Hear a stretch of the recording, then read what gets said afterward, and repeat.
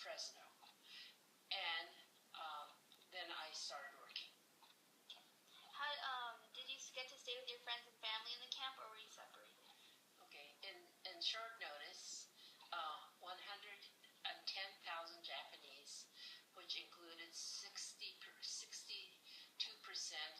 American-born citizens, were evacuated and herded into concentration camps.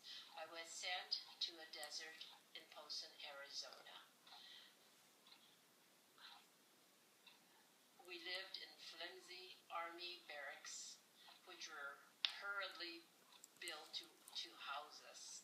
All seven of us were crammed into one room barrack, which was sectioned off into 3 units, which housed 3 families with paper-thin walls. Army cots for each person covered what space there was, which left us no privacy of any kind. My eldest brother was already serving in the U.S. Army, and my 2 brothers left shortly after to serve in the U.S.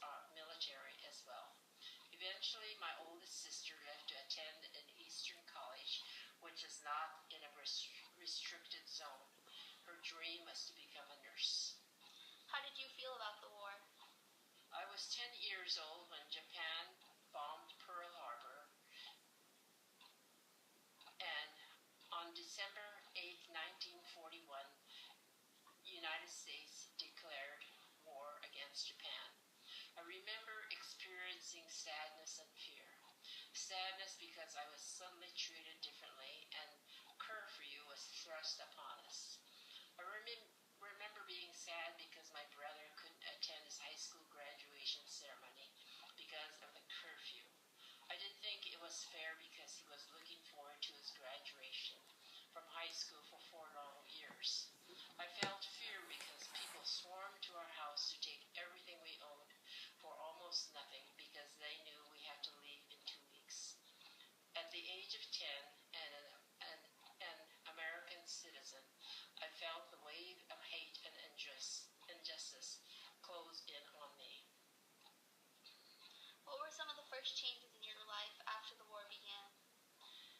After saying goodbye to our beloved home in Sanger and friends and my favorite teacher, Mrs. Leffel, our home for the next 3 years was in a concentration camp, although we were innocent of all wrongdoings except for how we looked.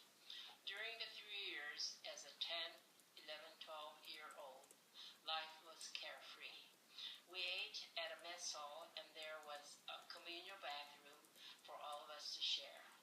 I remember the searing heat in the summer, dust storms, and scorpions crawling about.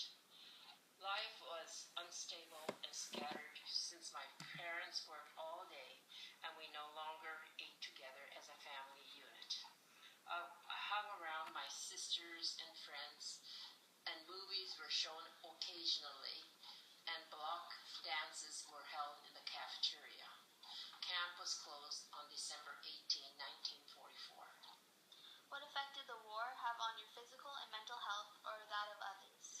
Because as I was at a young age, I was not scarred mentally or physically in camp, but the effects on my older brothers and sisters were just devastating. Our traumatic internment experiences deeply etched our lives forever, and forever defined